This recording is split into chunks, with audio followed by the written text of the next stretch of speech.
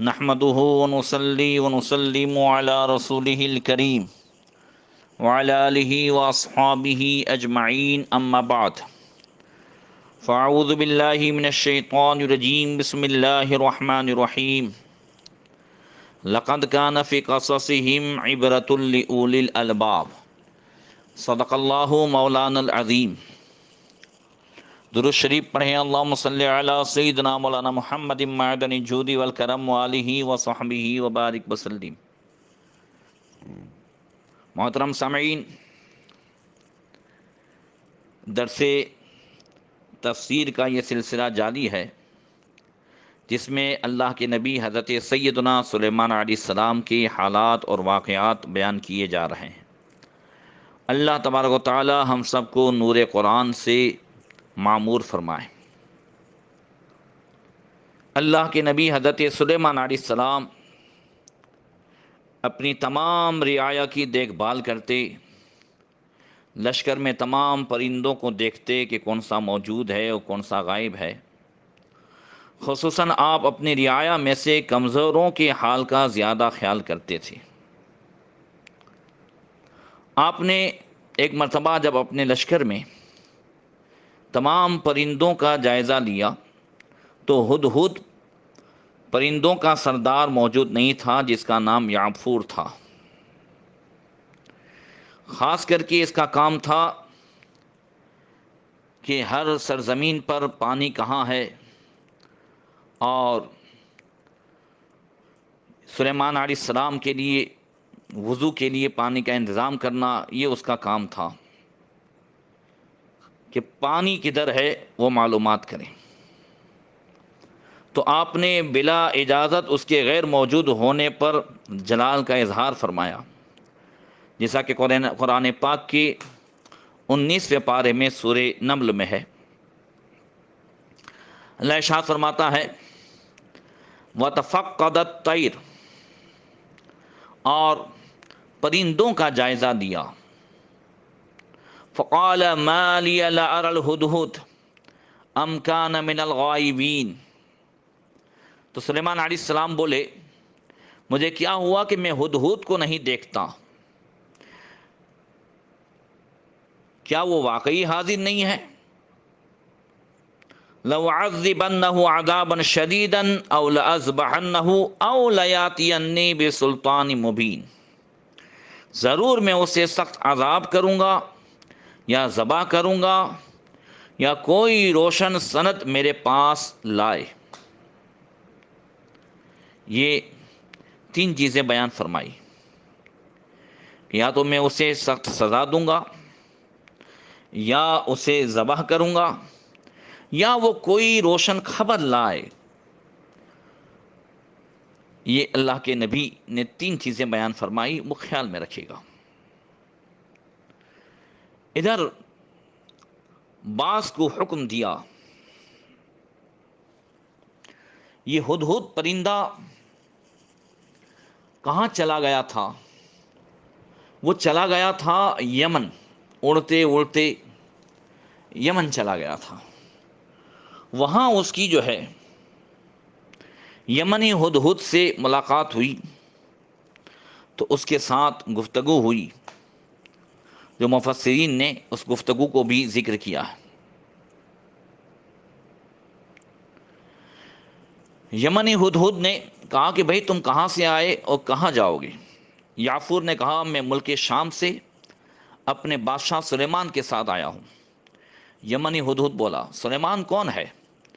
یعفور نے کہا یہ وہ جو ہدہد کا تمام پرندوں کا جو سردار تھا، کہ وہ جنوں، انسانوں، شیاطین، پرندوں، جانوروں اور ہوا کا ایک عظیم الشان فرما روا سلطان ہے، اور ان میں بڑی طاقت ہے۔ ہوا ان کی سواری ہے اور ہر چیز ان کے تابع ہے۔ اچھا تم بتاؤ تم کس ملک کے ہو؟ یمنی ہدہد نے کہا میں اسی ملک کا رہنے والا ہوں۔ ہمارے اس ملک کی بادشاہ ایک عورت ہے جس کا نام بلقیس ہے، اس کے ماتحت 12,000 سپہ سالار ہیں، اور ہر سپہ سالار کے ماتحت 1,00,000 سپاہی ہیں۔ پھر اس نے یافر سے کہا کہ تم میرے ساتھ ایک عظیم ملک اور لشکر دیکھنے نہیں چلو گے؟ یافر نے کہا بھائی میرے بادشاہ سلیمان علیہ السلام کی نماز عصر کا وقت ہو رہا ہے اور انہیں وضو کے لیے پانی درکار ہوگا، اور پانی کی جگہ بتانے پر میں مامور ہوں، اگر دیر ہو گئی تو وہ ناراض ہوں گے۔ یمن حدود نہیں بلکہ یہاں کے ملک اور فرما روا بلقیس کی مفصل خبر سن کر خوش ہوں گے۔ یافر نے کہا اچھا تو چلو۔ دونوں اڑ گئے اور یافر ملک یمن کو دیکھنے لگا۔ ادھر سلیمان علیہ السلام نے جو جائزہ لیا جیسا کہ میں نے قرآن سے بتایا، اور باز سے کہا کہ جا کر کے دیکھے۔ باز وہ اڑ کر کے دیکھنے لگا کہ ہدہد کہاں ہے۔ چنانچہ وہ اڑا اور بہت اوپر پہنچ کر ساری دنیا کو اس طرح دیکھنے لگا جس طرح آدمی اپنے ہاتھ کے پیالے کو دیکھتا ہے۔ اچانک اسے ہدہد یمن کی طرف سے آتا ہوا دکھائی دیا۔ باز نے فوراً اس سے کہا کہ غضب ہو گیا، اپنی فکر کر لے، اللہ کے نبی سلیمان علیہ السلام نے تمہارے لیے قسم کھا لی ہے کہ میں ہدہد کو سخت سزا دوں گا یا ذبح کروں گا۔ ہدہد نے ڈرتے ہوئے پوچھا، اور اللہ کے نبی نے اس قسم میں کسی بات کا استثناء بھی فرمایا ہے یا نہیں، اور کچھ الگ سے کہا کہ نہیں؟ باز نے کہا ہاں، یہ بھی فرمایا ہے کہ میں اسے ذبح کروں گا یا اسے سخت سزا دوں گا یا کوئی روشن سند میرے پاس لائے۔ ہدہد نے کہا تو پھر میں بچ گیا، میں ان کے لیے ایک بہت بڑی خبر لے کر آیا ہوں۔ پھر باز اور ہدہد دونوں بارگاہ سلیمانی میں حاضر ہوئے۔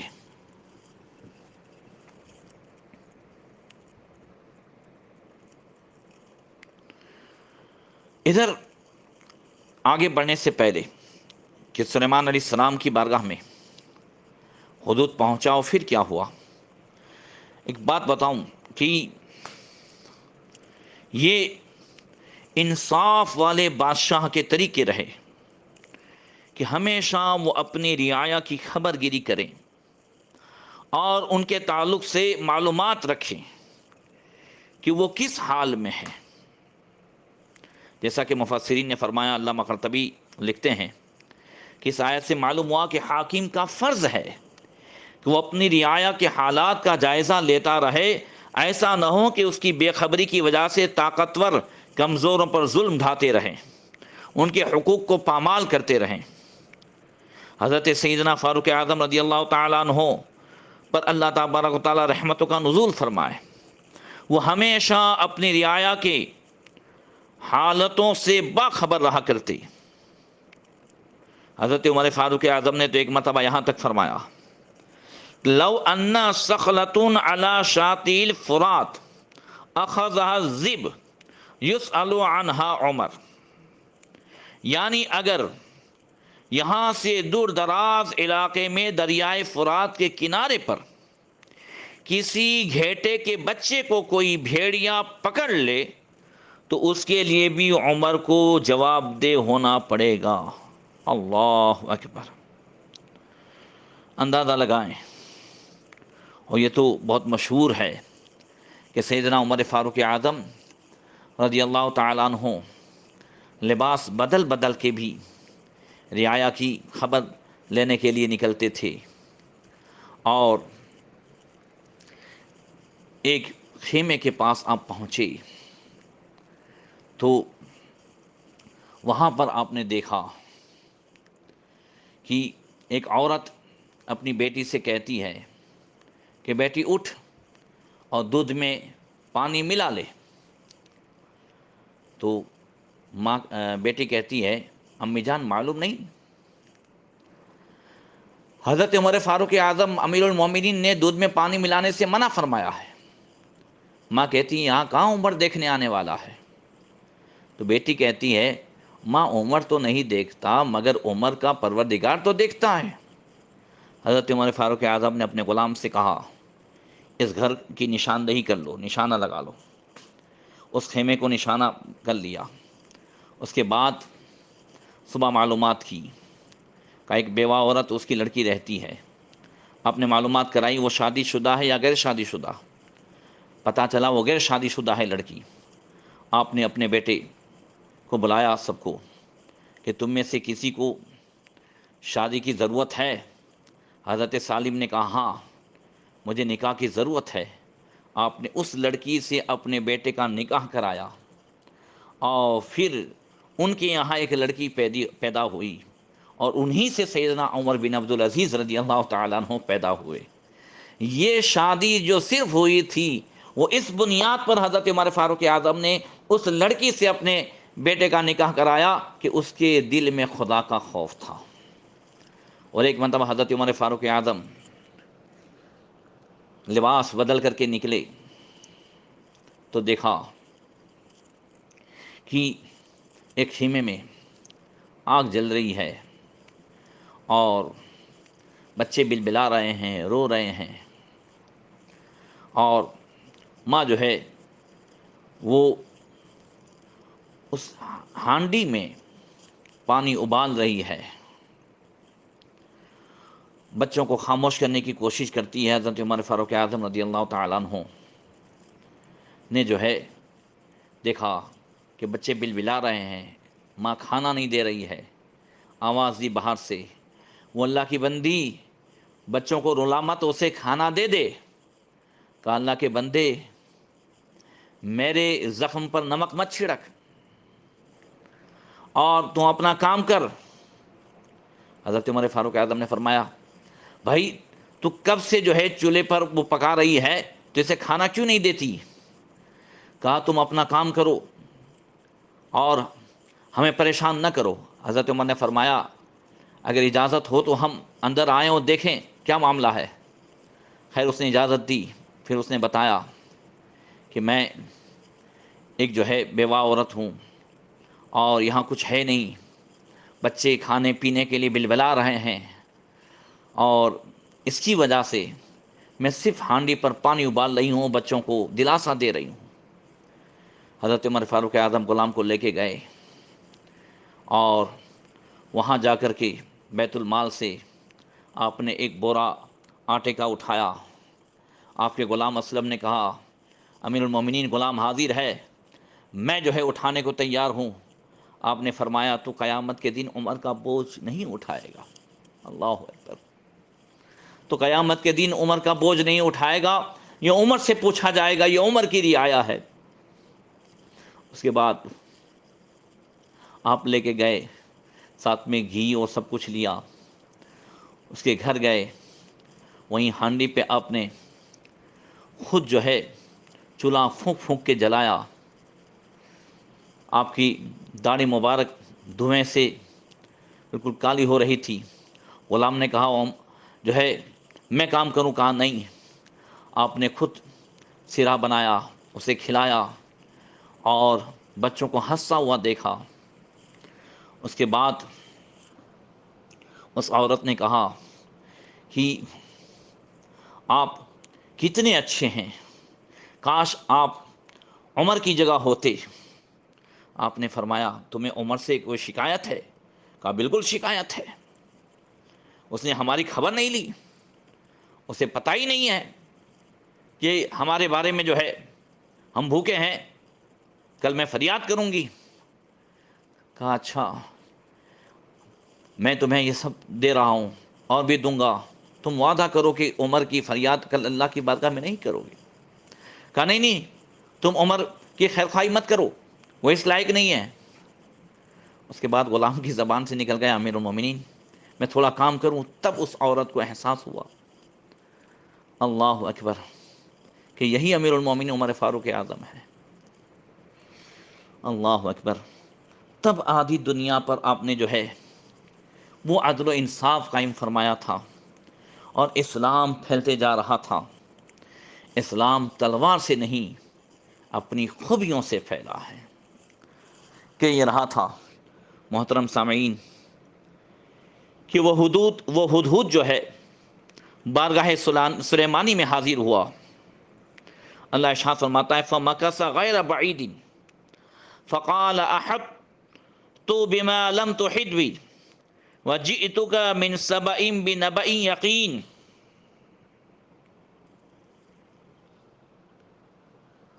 تو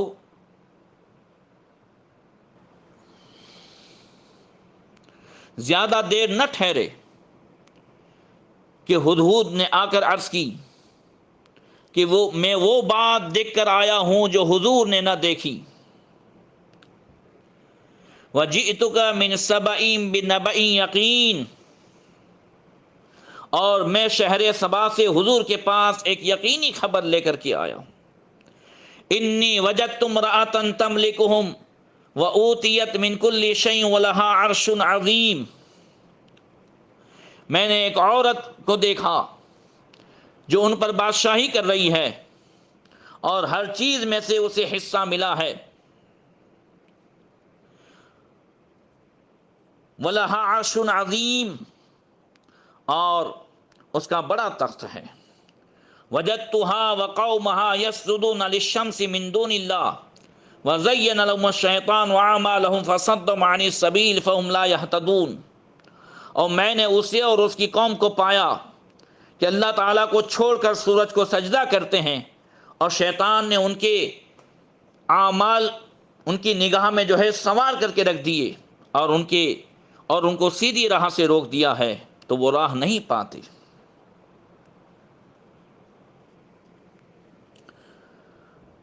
اس نے آ کر کے بتایا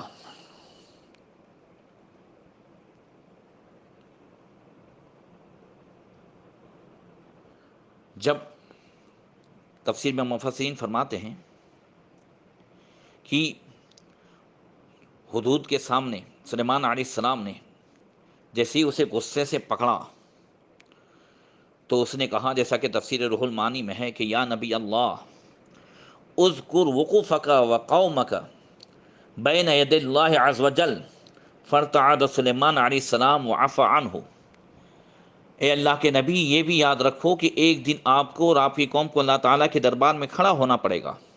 یہ سن کر حضرت سلیمان علیہ السلام پر پپی طاری ہو گئی اور اسے معاف کر دیا. اور حضرت اکرمہ رضی اللہ تعالیٰ عنہ فرماتے ہیں کہ اسے حضرت سلیمان علیہ السلام نے اس لیے بھی معاف فرما دیا کہ کانا بارن بابویاتہما بالطعام، کہ وہ ہدہد اپنے ماں باپ کا فرما بردار تھا اور ان کے پاس جو ہے ان کے لیے وہ کھانا لایا کرتا تھا. وہ بوڑھے تھے، اس وجہ سے آپ نے جو ہے اسے معاف فرما دیا.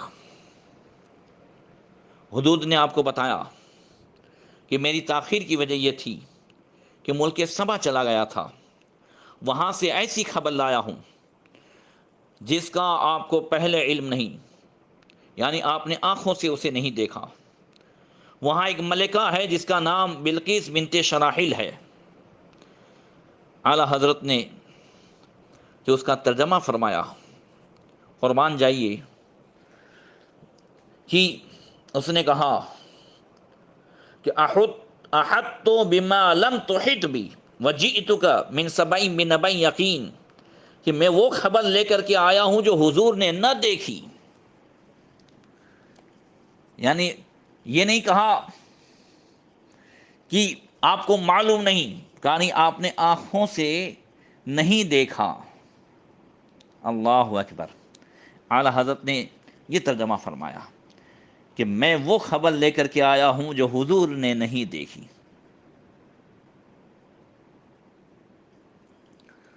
بہرکیف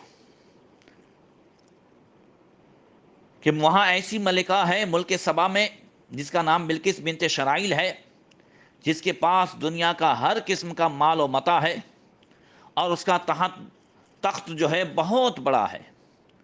اس کے تخت کی لمبائی 80 گز تھی اور چوڑائی 40 گز، اور اس کی جو ہے بلندی 30 گز تھی. اور وہ تخت سونے چاندی کا بنا ہوا تھا، اور موتیوں، سرخ یاقوت، سبز زبرجد کا اس پر سنگار کیا ہوا تھا.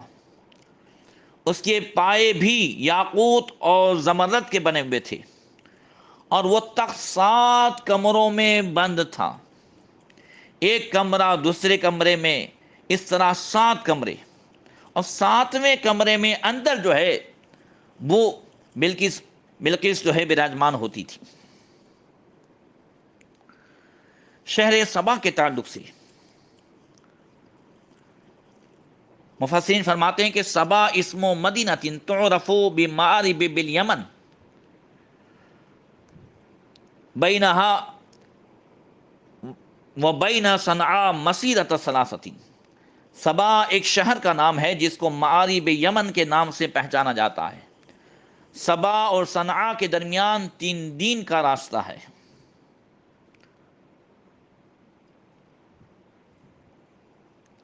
اور کہتے ہیں اردم بالیمن مدینتها معارب بینها و بین صنعاء مسیرۃ ثلاثۃ ایام۔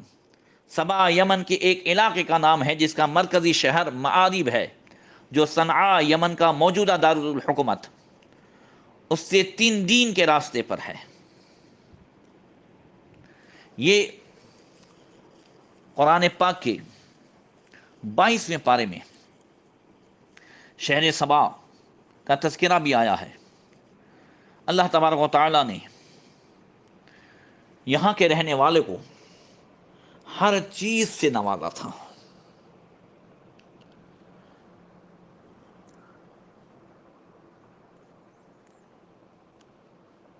اس کی آبادی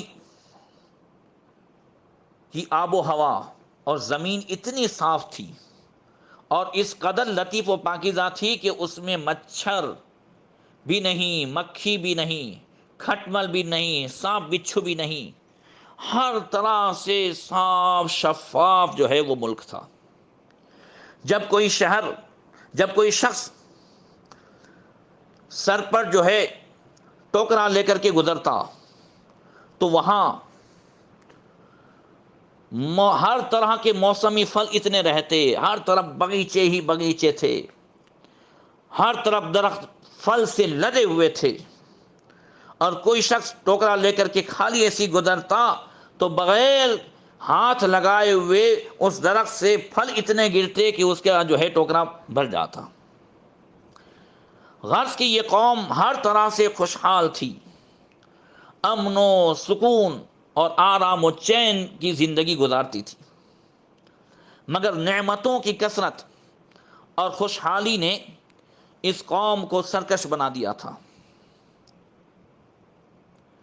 اللہ تعالیٰ نے اس قوم کی ہدایت کے لیے کے بعد دیگر 13 نبیوں کو بھیجا، جو اس قوم کو خدا کی نعمتیں یاد دلا دلا کر عذاب الہی سے ڈراتے رہے، مگر ان سرکشوں نے خدا کے مقدس نبیوں کو جھٹلایا، اور اس قوم کا سردار جس کا نام حماد تھا وہ اتنا متکبر اور سرکش آدمی تھا، جب اس کا لڑکا مر گیا تو اس نے آسمان کی طرف تھوکا معاذ اللہ، اور اپنے کفر کا اعلان کر دیا، اور اعلانیہ لوگوں کو کفر کی دعوت دینے لگا، اور جو کفر کرنے سے انکار کرتا اس کو بھی قتل کرا دیتا، اور خدا کے نبیوں سے نہایت ہی بے ادبی اور گستاخی کے ساتھ وہ کہتا تھا کہ آپ لوگ اللہ سے کہہ دیجئے کہ وہ اپنی نعمتوں کو ہم سے چھین لیں۔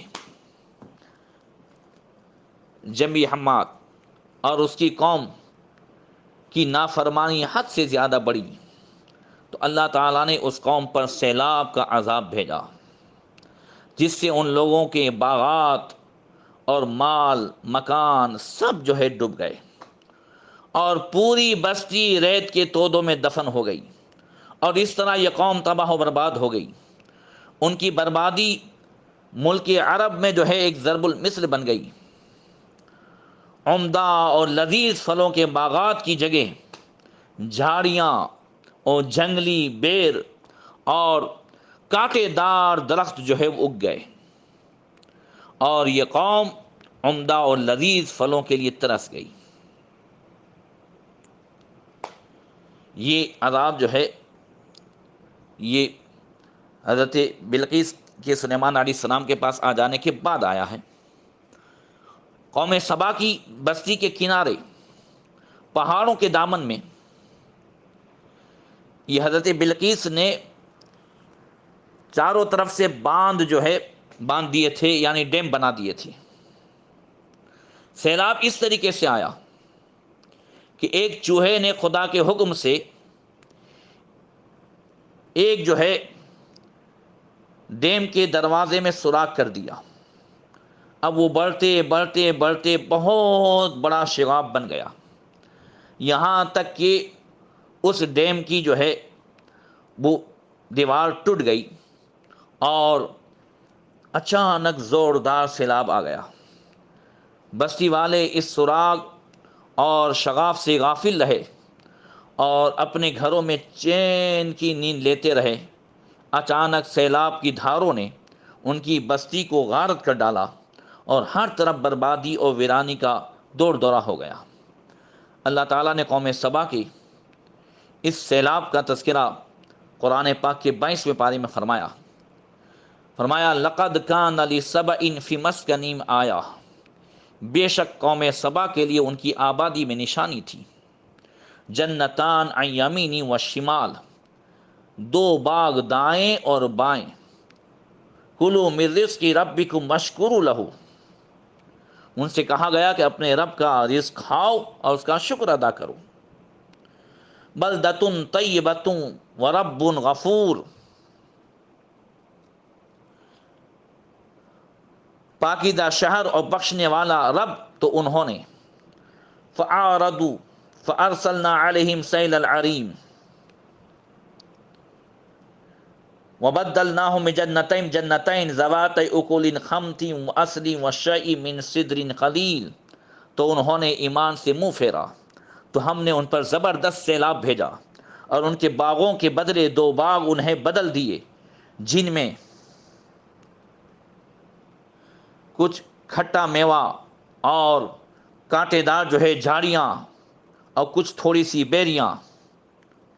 ذالک جزیناہم بما کفروا وہل نجازی الا الکفور، ہم نے انہیں یہ بدلہ دیا ان کی ناشکری کی سزا میں، اور ہم ناشکرے ہی کو سزا دیتے ہیں۔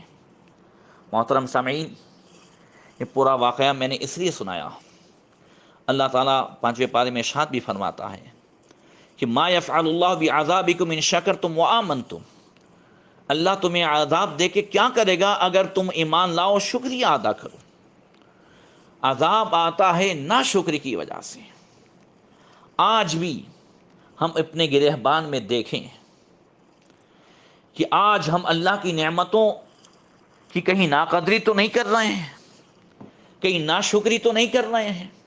آج اللہ نے اتنی نعمتیں عطا فرمائی ہے، آج رمضان المبارک جیسی نعمت اللہ نے عطا فرمائی، آج ہم اس کی ناقدری تو نہیں کر رہے ہیں۔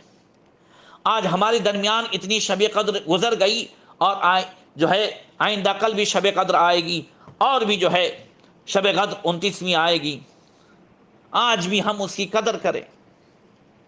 آج بھی ہم ماہ رمضان المبارک میں کیرم بورڈ کھیل کر کے، پب جی کھیل کر کے کہیں اس کی ناقدری تو نہیں کر رہے ہیں۔ اسی طریقے سے اللہ تبارک و تعالیٰ نے آج ایسے ماحول میں بھی ہمیں زندہ رکھا ہے، جبکہ موت کا بازار گرم ہے، ہم اس کا شکر ادا کریں کہ اللہ نے ہمیں جو بھی توفیق عطا فرمائی، مگر آج بھی ہم گناہ سے باز نہیں آتے۔ آج بھی ہم جو ہے بالکل فری ہونے کے باوجود نہ نماز پڑھتے ہیں، نہ قرآن کی تلاوت کرتے ہیں۔ ذرا سوچے تو صحیح کہ ہم نے کتنے قرآن پڑھے، ہم نے جو ہے کتنے روزے رکھے، آج اللہ نے اتنا دیا ہے، ہم نے کتنے جو ہے ضرورت مندوں کی ضرورت کو پورا کیا ہے۔ جب قوم ناشکریاں کرتی ہیں، یاد رکھیے ناشکری صرف یہ نہیں ہے کہ سجدہ ریز ہو جائیں، بلکہ نعمتوں کے ناجائز استعمال کو بھی ناشکری کہتے ہیں۔ اللہ نے جو نعمتیں دی ہیں اس کا ناجائز استعمال کیا جائے، حرام میں استعمال کیا جائے، وہ بھی ناشکری ہے۔ اللہ نے پیسہ روپیہ دیا ہے اور ہم حرام میں خوب خرچ کریں اور ہمیں تب فقیری کا خیال نہ آئے، اور اللہ کی راہ میں دینا ہو تب ہمیں فقیری کا خیال آئے، یہ بھی ناشکری ہے۔ محترم سامعین، اس قوم پر جو عذاب آیا وہ اس لیے ہی آیا کہ وہ ناشکرے تھے۔ اللہ صاف فرماتا ہے ذالک جزیناہم بما کفروا وہل نجازی الا الکفور، ہم نے یہ بدلہ اس لیے دیا کہ وہ انہوں نے ناشکری کی۔ اور اللہ صاف فرماتا ما یفعل اللہ بعذابکم ان شکرتم، اللہ تمہیں جو یہ عذاب دے کے کیا کرے گا؟ ان شکرتم وآمنتم، اگر تم ایمان لاؤ شکریہ ادا کرو۔ اللہ اکبر۔ مسلمانوں، آج جو ہم جس وبا میں گرفتار ہیں، جو بھی ہو، مگر اتنا تو ہے کہ جب ہمارے پاس ہر طرح آزادی تھی تو ہم نے مسجدیں آباد نہیں کی۔ آج ہم جانا چاہتے ہیں تب بھی نہیں جا سکتے ہیں۔ آج بھی وقت ہے کہ ہم آنکھ کھولیں اور آج ہم اپنے گھروں میں نمازیں شروع کریں۔ آج ہم توبہ کریں۔ یہ استغفار کی راتیں ہیں، یہ جہنم سے آزادی کا عشرہ ہمیں پکار پکار کے کہہ رہا ہے کہ ہم اس کے لیے کچھ سامان کریں۔ اللہ تعالی ہمیں توفیق عطا فرمائے۔ انشاءاللہ تبارک و تعالی آئندہ جو ہے آگے بیان کیا جائے گا کہ پھر آگے کیا ہوا۔ اللہ تبارک و تعالی ہمیں ماہ رمضان کی برکتوں سے بھی مالا مال فرمائے۔ السلام علیکم ورحمۃ اللہ وبرکاتہ۔